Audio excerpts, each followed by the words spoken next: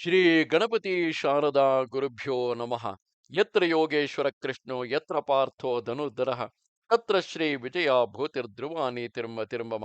ಶ್ರೋತೃಗಳಿಗೆ ಶ್ರೀ ಅಳಸಿಂಗರಾಚಾರ್ಯ ವಿರಚಿತ ಶ್ರೀ ವ್ಯಾಸ ಮಹರ್ಷಿ ಪ್ರಣೀತ ಶ್ರೀಮನ್ ಮಹಾಭಾರತದ ದ್ರೋಣ ಪರ್ವದಲ್ಲಿ ವ್ಯೂಹ ಮಧ್ಯದಲ್ಲಿ ಅಭಿಮನ್ಯುವಿನ ಪರಾಕ್ರಮವು ಎಂಬ 44ನೆಯ ಅಧ್ಯಾಯಕ್ಕೆ ಸ್ವಾಗತ.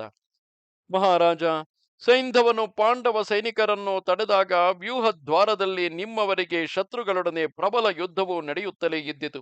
ಇಷ್ಟರಲ್ಲಿ ಅತ್ತಲಾಗಿ ಅಭಿಮನ್ಯು ಒಬ್ಬನೇ ಮಹಾಮಕರವು ಸಮುದ್ರವನ್ನು ಪ್ರವೇಶಿಸುವಂತೆ ನಮ್ಮ ವ್ಯೂಹದ ಮಧ್ಯದಲ್ಲಿ ಪ್ರವೇಶಿಸಿ ತನ್ನ ಪರಾಕ್ರಮದಿಂದ ನಮ್ಮ ಸೈನ್ಯವನ್ನೆಲ್ಲ ಕಲಗಿಸುತ್ತಿದ್ದನು.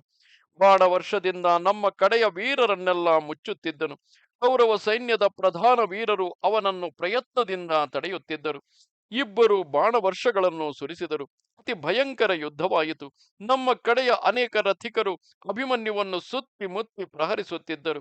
ಅಭಿಮನ್ಯುವು ತನಗೆದಿರಾದ ವೃಷಸೇನನ ಸಾರಥಿಯನ್ನು ಕೊಂದು ಅವನ ಬಿಲ್ಲನ್ನು ಕತ್ತರಿಸಿ ಅವನ ರಥಾಶ್ವಗಳನ್ನು ಅವನನ್ನು ಬಾಣಗಳಿಂದ ಬಲವಾಗಿ ನೋಯಿಸಿದನು. ಆಗ ಅವನ ಕುದುರೆಗಳು ಹೆದರಿ ರಥವನ್ನು ಎಳೆದುಕೊಂಡು ವಾಯುವೇಗದಿಂದ ಓಡಿ ಹೋದವು. ವೃಷಸೇನನು ಮೂರ್ಛಿತನಾಗಿಯೇ ರಥದಲ್ಲಿ ಮಲಗಿದ್ದನು. ಇದೇ ಸಮಯದಲ್ಲಿ ಅಭಿಮನ್ಯುವಿನ ಸಾರಥಿಯು ಇವನ ರಥವನ್ನು ಬೇರೆ ಬೇರೆ ಕಡೆಗೆ ತಿರುಗಿಸಿಬಿಟ್ಟನು. ಅಲ್ಲಿದ್ದ ರಥಿಕರು ಅಭಿಮನ್ಯುವಿನ ಪರಾಕ್ರಮವನ್ನು ಭಲೆ ಭಲೆ ಎಂದು ಕೊಂಡಾಡಿದರು. ಇಷ್ಟರಲ್ಲಿ ಕೋಪಗೊಂಡ ಸಿಂಹದಂತೆ ಅಭಿಮನ್ಯುವು ಬಾಣಗಳಿಂದ ಶತ್ರುಗಳನ್ನು ಪ್ರಹರಿಸತೊಡಗಿದನು. ಆಗ ಸಮೀಪದಲ್ಲಿದ್ದ ವಸಾತಿ ದೇಶದ ರಾಜನು 60 ಬಾಣಗಳಿಂದ ಅಭಿಮನ್ಯುವನ್ನು ಹೊಡೆದು, ಎಲ ಬಾಲಕ, ಇನ್ನು ನೀನು ಈ ಯುದ್ಧದಲ್ಲಿ ನನ್ನಿಂದ ಬದುಕಿ ಹೋಗಲಾರೆ ಎಂದನು.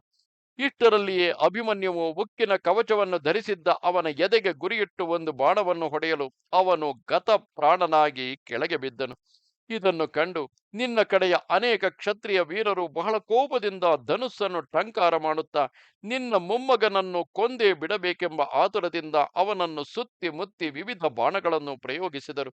ಆಗಿನ ಯುದ್ಧವು ಭಯಂಕರವಾಯಿತು. ಆದರೆ ಅಭಿಮನ್ಯುವು ತನ್ನ ಬಾಣಗಳಿಂದ ಅವರ ಧನುರ್ಬಾಣಗಳನ್ನೆಲ್ಲ ತುಂಡು ಮಾಡಿ ಹಾರ ಕುಂಡಲಗಳಿಂದ ಶೋಭಿತಗಳಾದ ಅವರ ತಲೆಗಳನ್ನು ಶರೀರಗಳಿಂದ ಬೇರ್ಪಡಿಸಿದನು.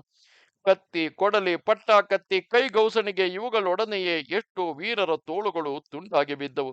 ವಸ್ತ್ರಾಭರಣ ಮಾಲ್ಯಗಳಿಂದ ಸುಭೂಷಿತಗಳಾದ ವೀರರ ಶರೀರ ಅವಯವಗಳು, ಧ್ವಜಗಳು, ಕಿರೀಟ, ಕವಚಗಳು, ಚಿತ್ರ ಚಾಮರಗಳು, ಗುರಾಣಿಗಳು ಅಲ್ಲಲ್ಲಿ ತುಂಡು ತುಂಡಾಗಿ ಬಿದ್ದವು. ಎಷ್ಟೋ ರಥಗಳು ಮುರಿದು ಅವುಗಳ ಗದ್ದುಗೆ, ಮೂಕಿ, ನೊಗಗಳು, ಚಕ್ರಗಳು, ಅನುಕರ್ಷಗಳು, ರಥಾಶ್ವಗಳು, ಸಾರಥಿಗಳು ಇವೆಲ್ಲವೂ ಬೇರೆ ಬೇರೆಯಾಗಿ ಕದಲಿ ಬಿದ್ದವು.